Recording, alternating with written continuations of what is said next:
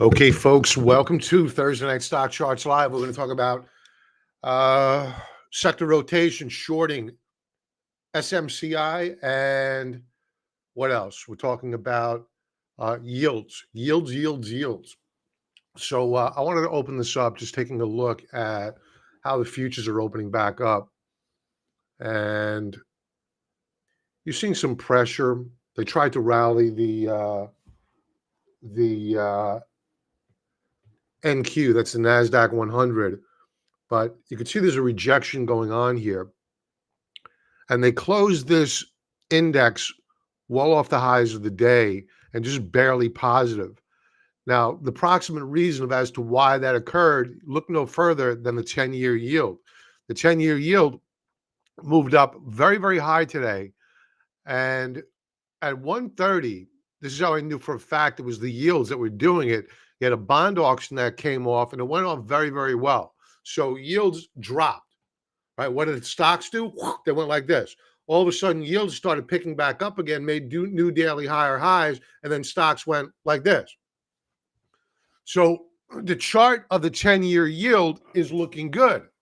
And that kind of emboldened me to lean into the short side, but not of an index, of individual names. Again, we're not shorting indexes yet. I don't think we're there yet. The S&P 500 hit 5,000 today. Couldn't close there, but we hit it, 5,000. So we are going to go over the why behind we're getting ready. We are short of SMCI in a moment. And let's say hello to folks joining in. It's going to be a quiet night tonight because Tucker's going to be interviewing Putin. But I see that the people that are joining in, Pete, Jody, obviously extremely intelligent people that you're here in lieu of other entertainment. Jody, welcome. Highly intelligent people. So let's get to it. Let's talk about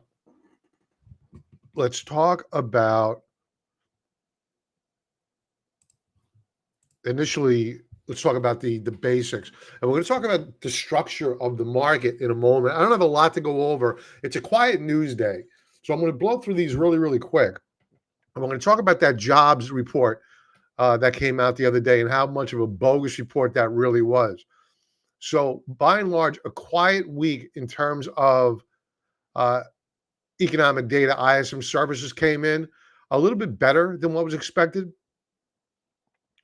Today, initial jobs claims that came in a little bit worse. Tomorrow, not much. It's a quiet week. It's a week that allows the markets to move up higher. Earnings have slowed down. In terms of how expensive are we with all of these great earnings reports that have come out? Wow, the market's got to be really, really cheap now. No, it's not. PE ratio on the Schiller, 33.64.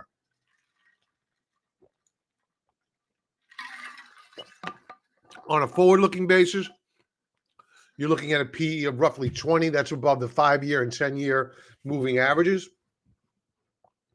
Federal Reserve's balance sheet. What did they do this past week? This is reported as of the as of this evening. And you can see the Federal Reserve's balance sheet ticked up a little bit. The problem is we get this report every single week. This fund facility used to help the regional banks last March.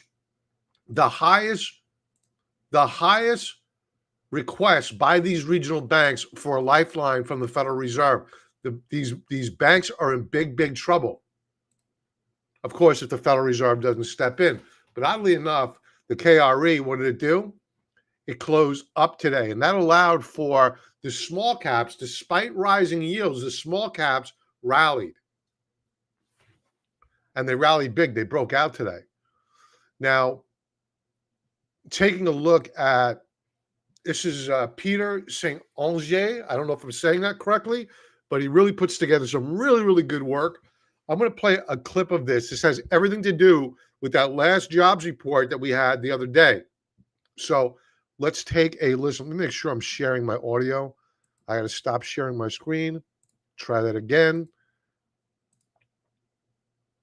Boom. Now we're good to go. Peter, take it away. Also way beyond predictions. At which point we pull away the curtain. Start with that amazing job growth. It turns out it isn't real. It was magicked up by BLS statisticians slashing the work week. Now, if you pretend there's fewer hours, the pay per hour magically jumps. Not because people were paid more, but because you assumed, with no evidence, the work week down. In fact, they slashed it all the way down to 34.1 hours, note 40 is full time. Outside COVID lockdowns, that is a number we have not seen since the depths of the 2008 crisis. In other words, the only way wages are stellar are if you assume that hours are being cut to 2008 crisis territory.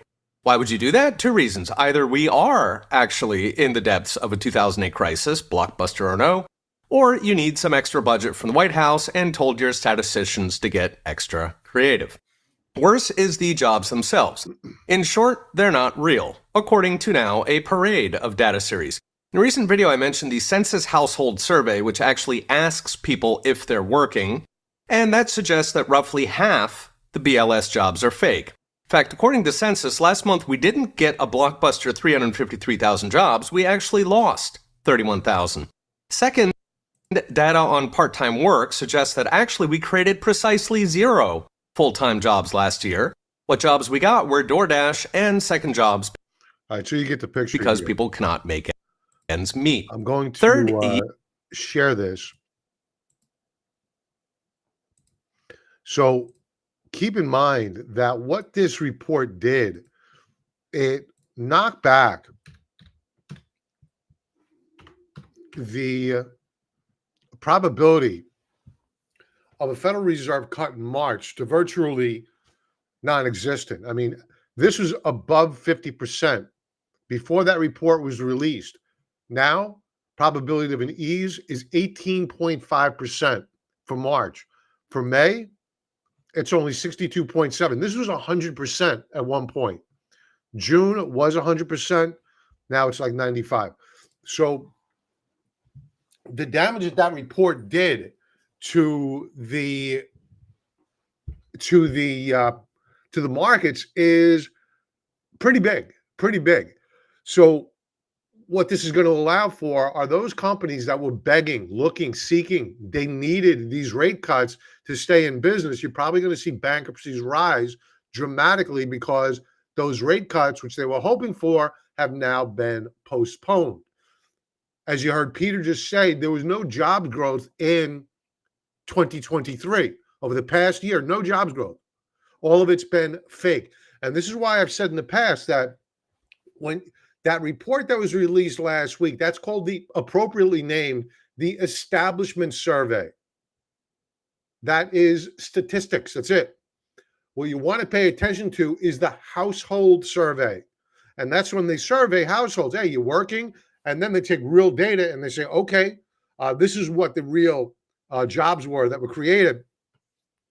And when you've overlaid them over the course of decades, they pretty much go lockstep.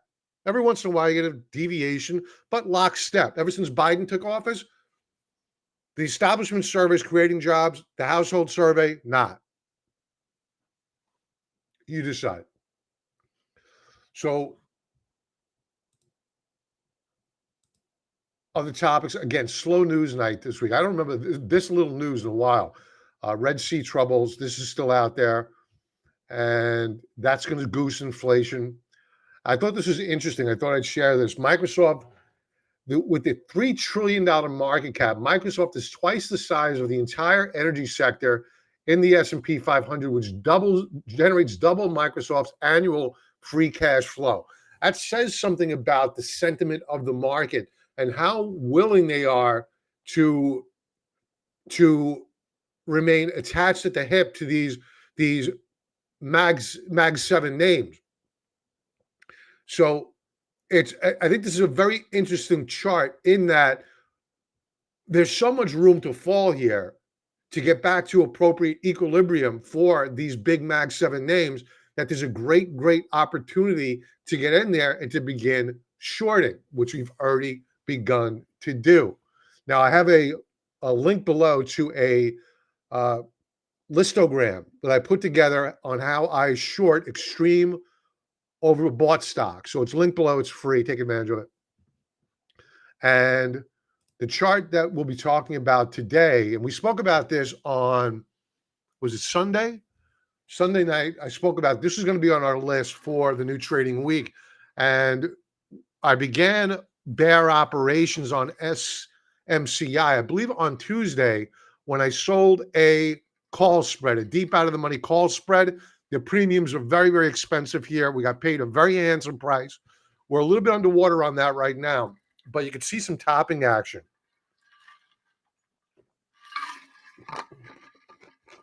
Now, also, what I said that we may do, but not right away, is to buy a put spread, buy a deep in the money put, sell an out of the money put to help finance a trade. We did that in our small account today. We also began shorting the common stock and then selling puts, basically a cash covered put, not a cash covered put. Sorry, that's in a margin account. It's a covered put, just the inverse of a covered call. We're short the stock. We're selling a put to protect ourselves with a hedge. We sold the stock short at around $701 per share, and I sold a put at around $660, I think it was. So why are we short of SMCI? Mark, hello. Welcome. Oil finally firmed up better. I'm in rig. It's on the ticker cloud. All right, let me refresh because I didn't see that there before. Refresh. Thanks for bringing that to my attention, Jeff. I just refreshed it. I see it. We are good to go. Okay, so why are we short SMCI? Daily chart, we have RSI now at 92. This can go higher. It can go higher. And you have the wind at your back here for SMCI. We didn't go jumping in with both feet short the stock. We have a pretty sizable short position, but it's more what I like to call over the horizon, meaning most of our short is based upon a deep out of the money sold call spread. So we brought in a bunch of premium and we're letting time decay eat away at those premiums, and we get paid every single day. Now, you can see here, this blue line represents an extreme high going back around 6 months on SMCI. So we're very, very overbought on these stochastics at basically historical levels. And we've begun to stall out on price. We're making less and less of a daily change here. And you saw a little bit of selling move in on, where's my rate of change?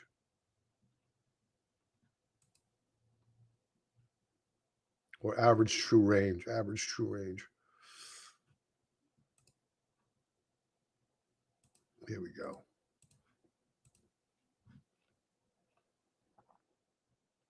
Yeah, the average true range is still grinding up higher, but man, the rate of change has begun to drop off a little bit.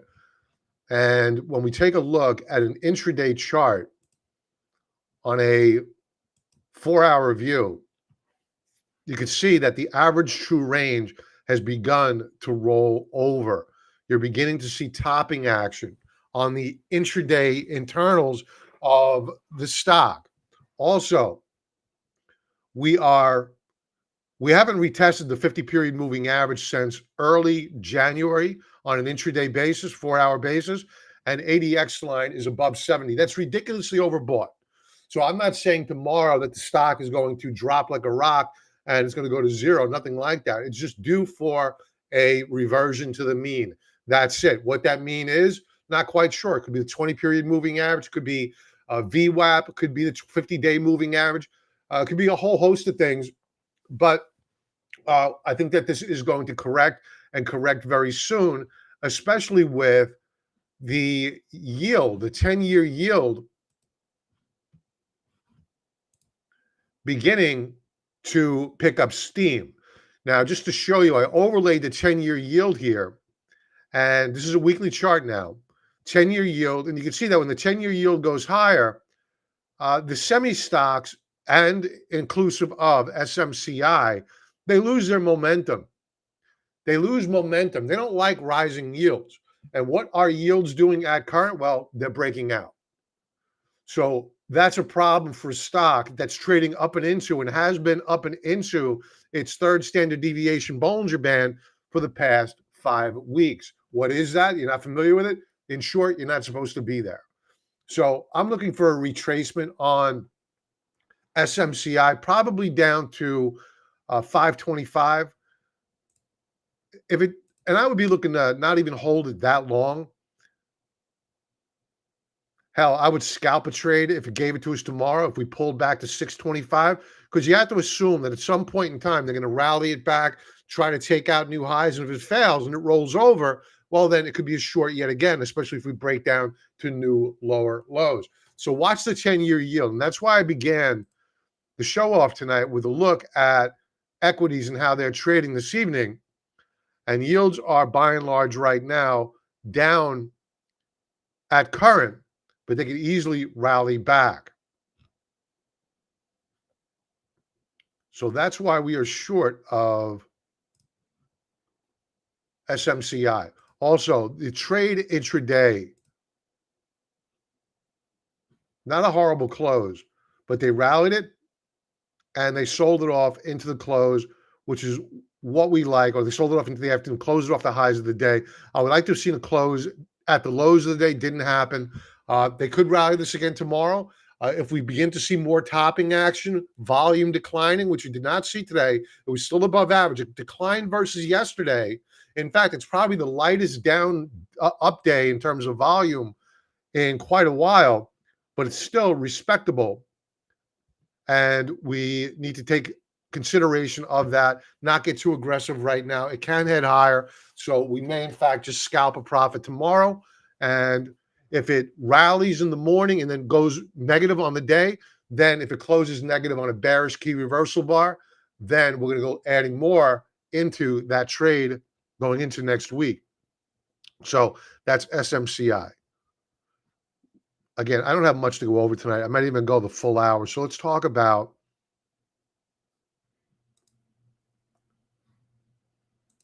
market internals and are we seeing sector rotation? So what I want to point out, a lot of people look at the chart of the triple Qs and they say, wow, triple Qs at all-time highs, or they're looking at the S&P 500, wow, S&P at all-time highs. But what you need to focus on is how many stocks are contributing to that all-time high?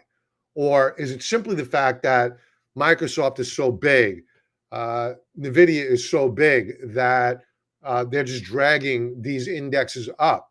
It happens. It happens all the time.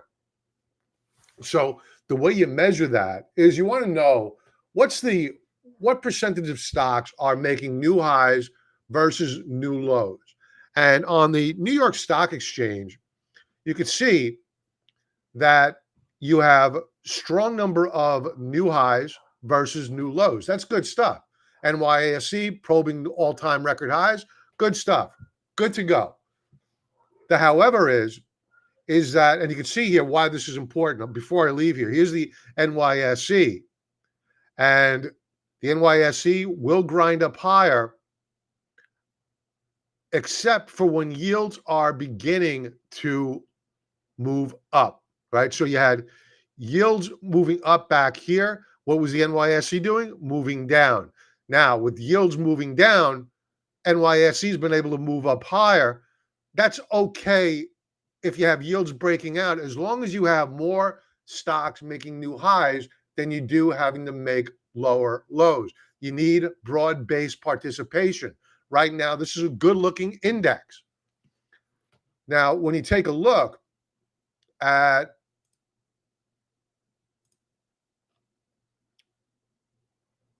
the NASDAQ, it's a different story here. The NASDAQ saw an update today. So the triple Qs,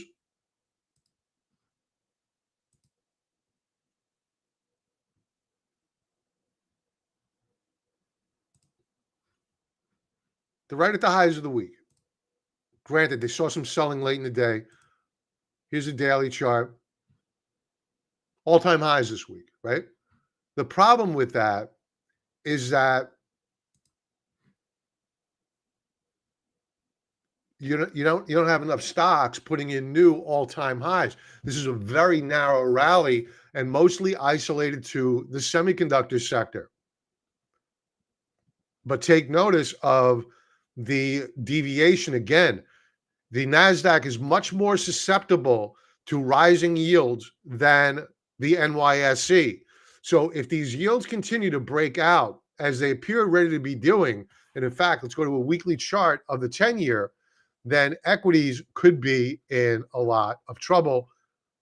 And perhaps not all of them, but here you have a weekly chart, 10-year yield. At current, we have broken back out above resistance. One trading day left to go. Maybe they'll fail tomorrow, and I'll get shaken out of my short. But maybe they don't. Maybe they continue to rally. And I think it's entirely possible because when you take a look at the daily chart of the 10-year yield, it wants to go up higher. So buckle up here, folks. If in fact we begin to see new weekly higher highs on the 10-year yield, you may see the NASDAQ come under pressure, and it's going to be a lot simpler to do when you don't have a broad-based rally. So keep an eye on your advanced decline line and, of course, your volume and the quality of the close. Check out the VIX call volume for the 14th. Well, I have the VIX index. I don't have the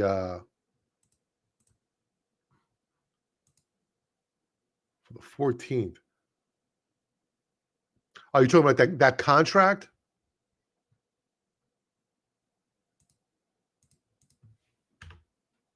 Expiring on the 14th?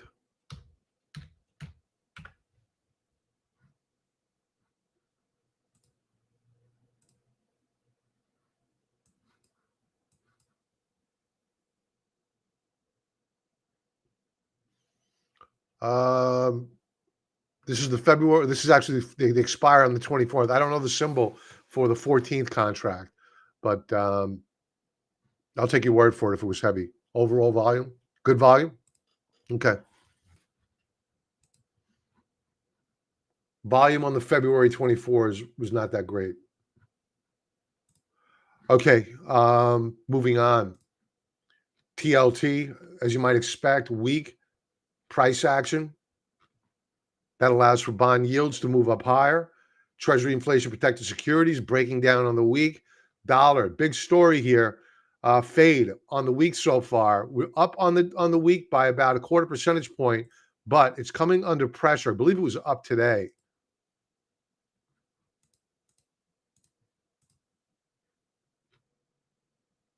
Yeah, but it faded off of its high. So the dollar is struggling here a bit, and that'll be good for the gold stocks if and when the dollar begins to break down. But right now, I'm a little bit cautious on those names. Euro reversing off of its 50-period moving average, bullish for euro, bearish for the dollar. Yen is falling out of bed yet again. Not much to talk about there. Now, here's the volatility index. And it's ugly. It's very ugly. I mean, if we close down like this, we could easily break support next week and head down into the single digits. Now, what would be very, very bullish is if we reversed all of these losses on the week and close positive, especially if we close with a 15 handle tomorrow. Let's check out how we close out the day. And that's far-fetched. Trust me when I tell you, I know what I just said is far-fetched. It's hopium. Daily chart. Yeah, horrible, horrible momentum here. Really, really bad. We're at support. Momentum is measured by Stokes, declining, RSI declining. Let's go to the intraday chart. See how they close at 30-minute view.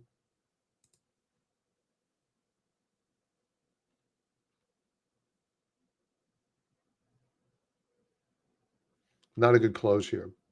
So no bids on the VIX.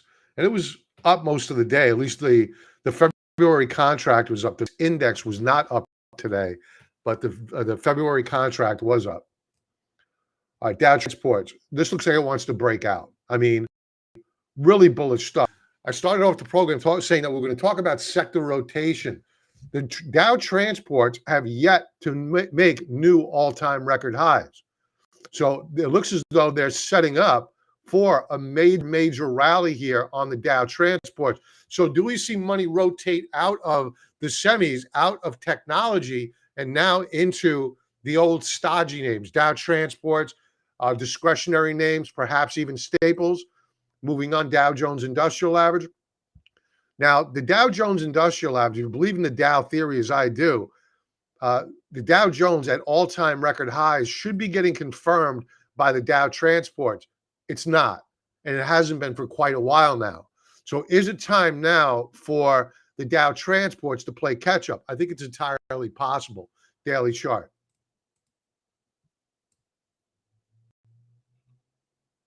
Bullish key reversal on the day. One of my top 5 favorite candlestick patterns. 5-part video tutorial, link below, free. Is very light. So Dow Jones Transports looking promising, but we need rocket fuel. S&P 500 weekly chart. We hit 5,000 today, folks.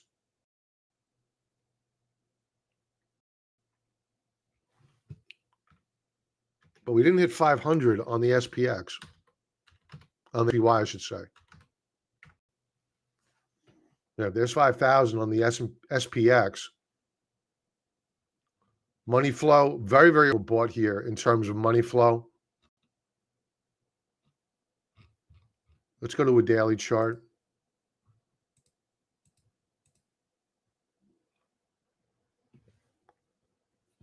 A little bit of a stalling action today on the S&Ps.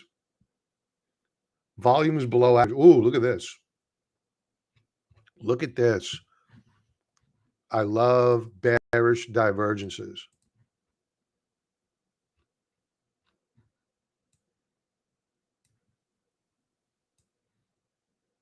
So we're putting in higher lows, but we're also putting in lower highs at all-time highs. Not what you want to see. RSI is stalled out here.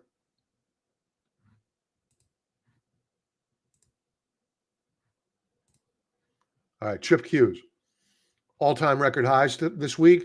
Stokes are potentially rolling over here on a weekly chart. Volume is muted at best. Daily chart.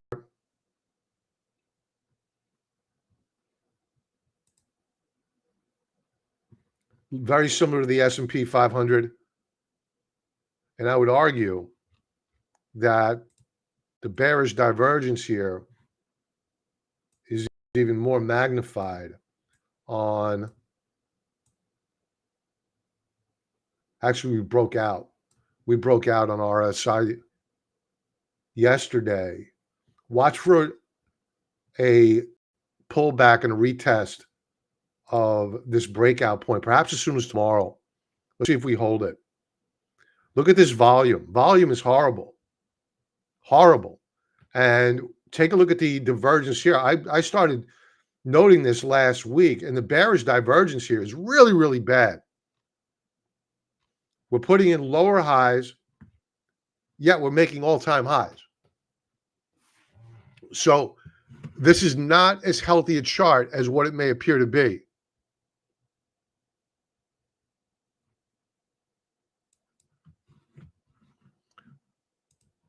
Tom, you sold SMCI today.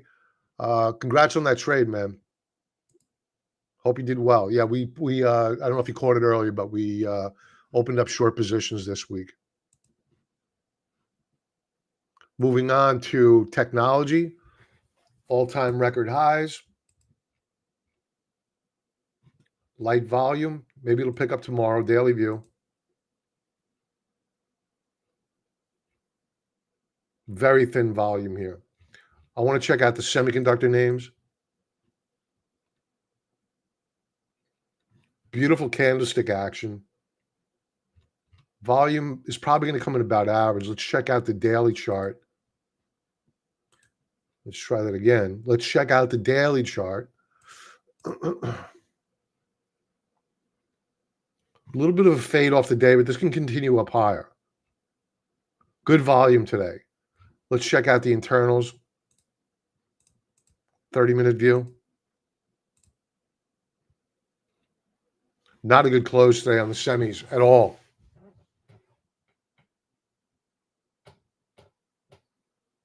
So we may catch a break on the semis as soon as tomorrow.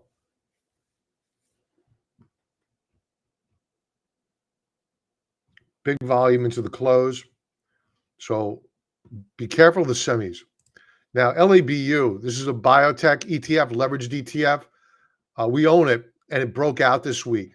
Actually, it broke out last week. We did a retest this week, and now we've got follow-through.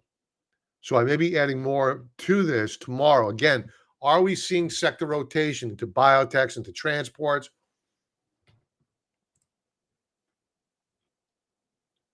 Staples, they're continuing their run up higher. They're down on the week, but by and large, they're in an uptrend. No new all-time highs yet. Discretionary names, they're breaking out.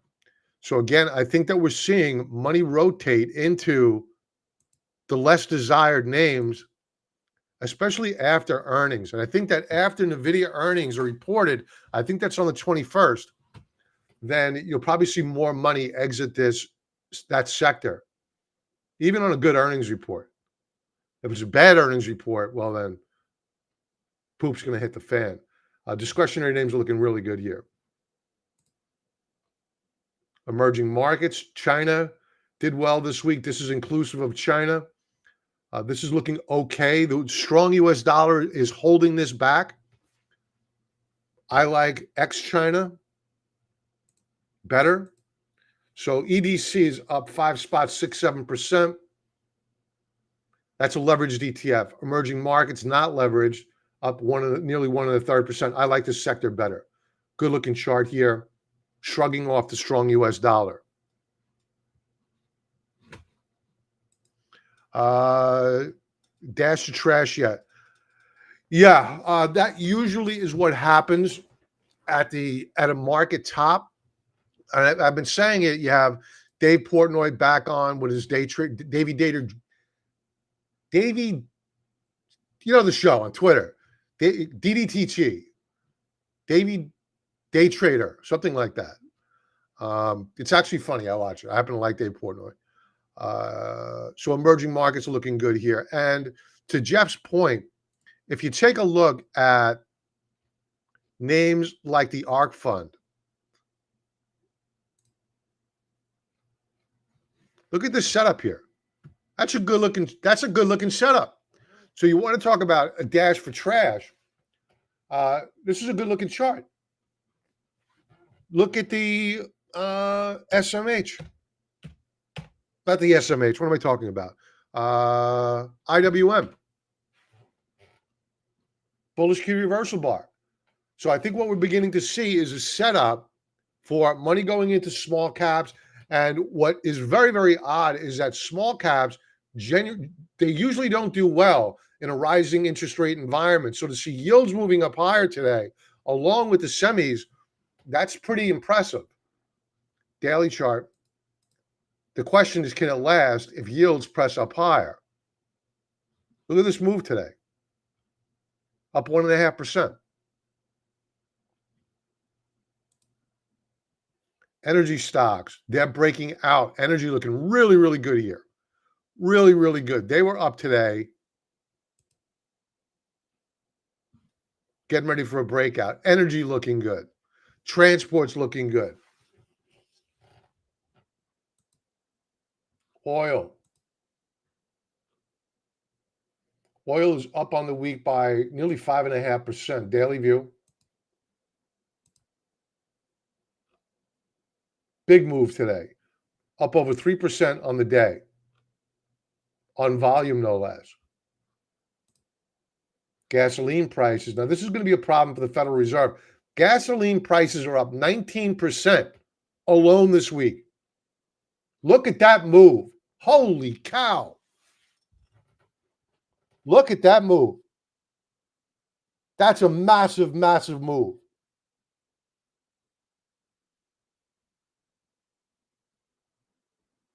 We haven't seen a move like this since a year ago. It's literally 1 year ago this week. Talk about seasonality. Whoa. Got my New Yorker coming out of me right now. Yo. So amazing, amazing chart here. Can this continue? Daily view. Nah, it's gonna have to pull back here a bit, but wow, what a move. If this continues, yields are going up. Nat gas, this is almost a buy for me. Nat gas is getting annihilated. The problem is that volume is not matching up. We went over this last night with members that the volume on Boyle, this is a leveraged ETF, is not matching up with UNG. This is a basket case. How's the weekly volume? Massive, massive weekly volume. Let's bring up UNG in contrast. Nowhere near as magnified volume. Let's check it out on the day. Big volume today. Highest of the week. But Boyle, man, they're really hammering Boyle. So we may be buyers here. What I'm waiting for is for Boyle to go extreme oversold. And that could be down at around 15 bucks a share. Gold. It's holding it broke out last week. It's doing a retest this week. Huh. But the dollar's strong. But this gasoline prices are going to be a problem for inflation. I think this goes up. Gold mining stocks look like heck. I mean, here's Nugget breaking down on the week. Daily view. Doji star formation today. Sign of indecision.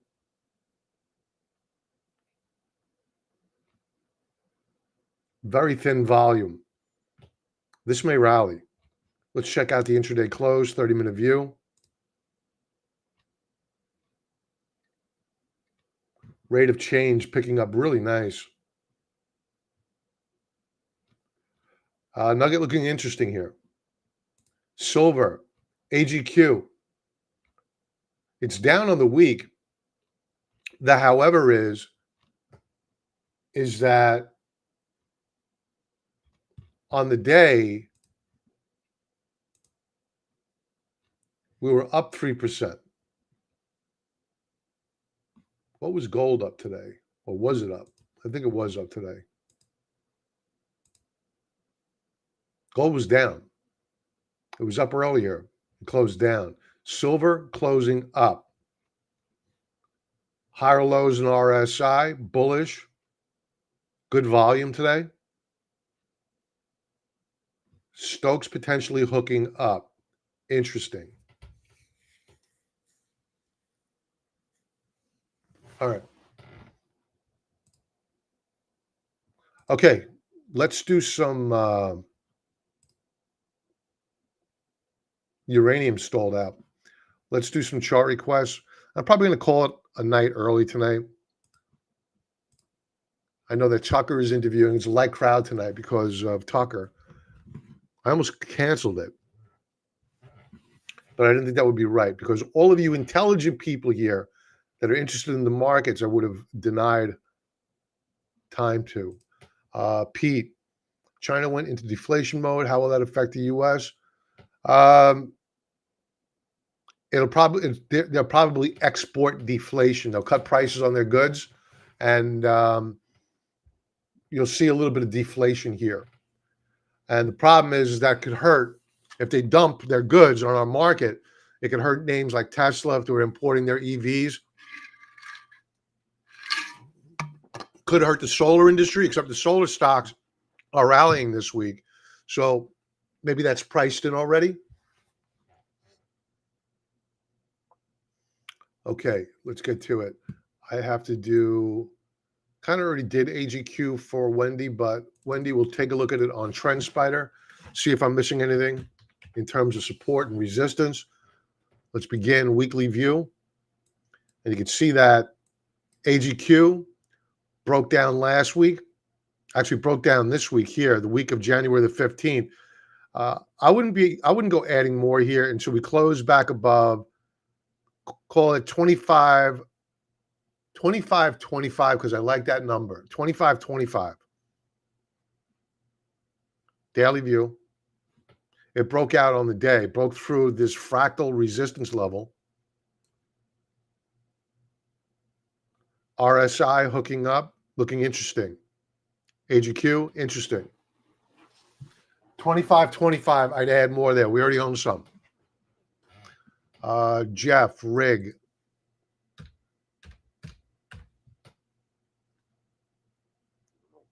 Weekly view.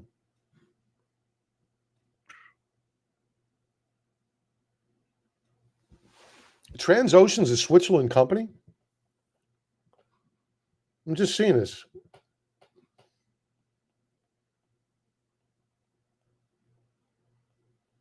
Bullish reversal bar on the week. Daily view. We broke out today. I think we're going up here. I'm bullish on Rig. I think it's going up. I don't think it's got any more room to go down. Bullish, especially with gasoline prices moving up, oil prices moving up. Bullish on Rig.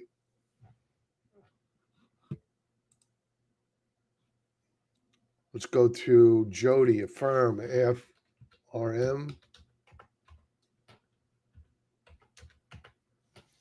Okay, these are your buy now, pay later stocks. This is looking really, really good. Beautiful breakout on the week. It's going up. Let's go to a daily view. Good price action here. I think it's going to 52.50 short term. Good volume. Firm moving up higher. Let's go take a look at an intraday view, 30-minute view. I want to see how they closed it. Good close. I think it presses higher. A little bit of volume to the downside at the close.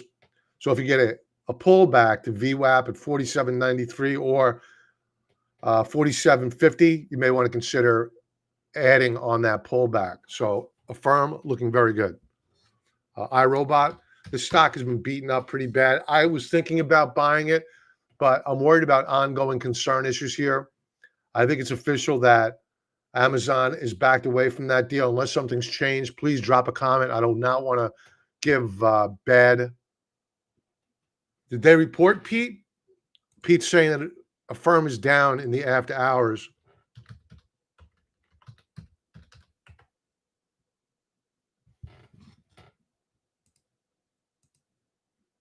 Oh, they had to have reported. Oh. Okay. So the down on earnings.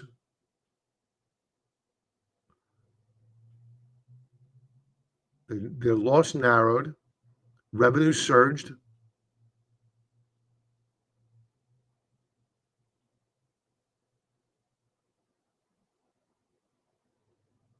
They beat on EPS.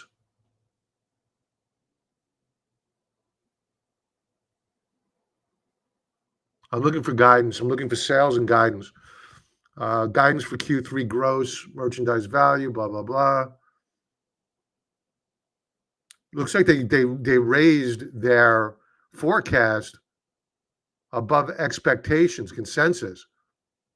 the consensus was 5.73 billion, but the low end of their range is 5.8. So I'm not sure why the stock is trading down.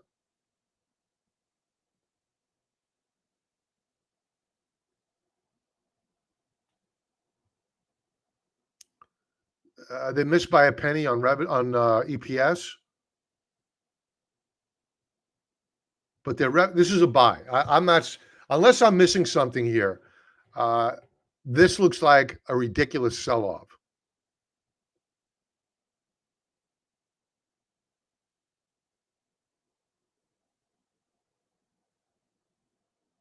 Oh, that's okay. I misread this.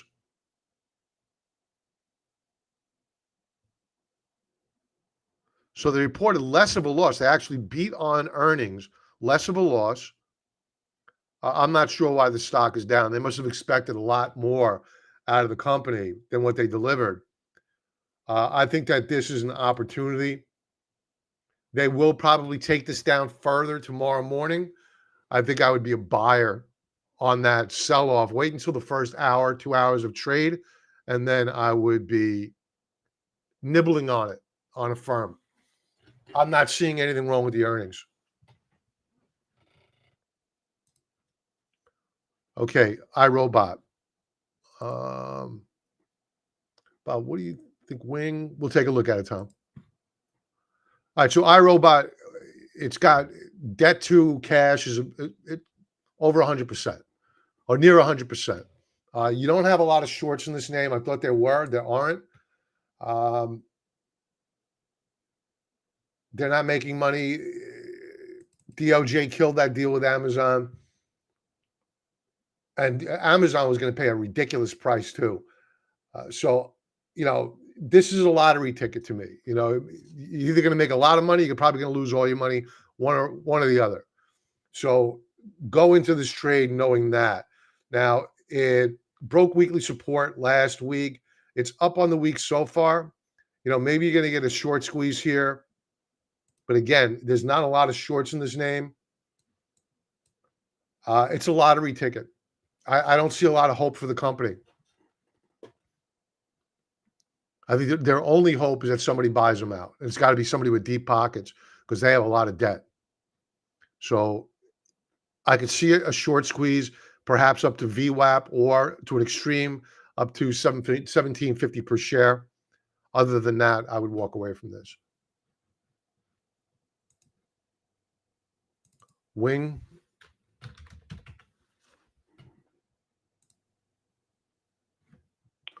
Wing is very close to weekly resistance. So it can move up higher. It can go up as high as 313, but you can have resistance at around 302 to 305. So be aware of that. Volume is light on the week so far. Daily chart. It's in a rising uptrend channel. We came near to the upper band of resistance. They sold into it. So if you get a pullback down to around 386, 387 per share, I would buy there and look for that rally up to the low threes on Wingstop. And that is it, folks. I want to give you back some time here tonight, folks. I think I went over everybody's charts. Everybody have a profitable trading day tomorrow, an awesome night. Thanks for being here. It really means a lot. You could have watched Tucker, but you came here first. Thank you very much. You are an intelligent group, and I appreciate your time. Have an awesome night. Talk to you soon. Be well.